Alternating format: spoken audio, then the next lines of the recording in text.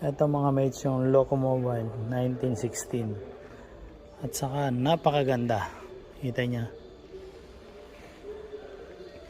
Sabi ko nga, yung headlight niya, parang ang ilaw niya, ginagamitan ng ano, parang kalburo. Oh. Pero, talagang napakaganda niya. At saka, ang gulong, nasa 8.25 yata ito. Ang laki, ganda. Ito yung leather seat niya. Yan. Ang ganda ng windshield niya, ang liit lang.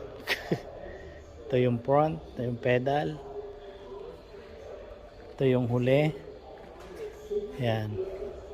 At kung gusto nyong marinig yung andar niya mga mates, ito pakikinig ko sa inyo. Okay.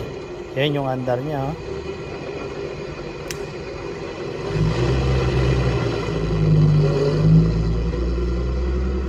Ganda ng andar pa niya.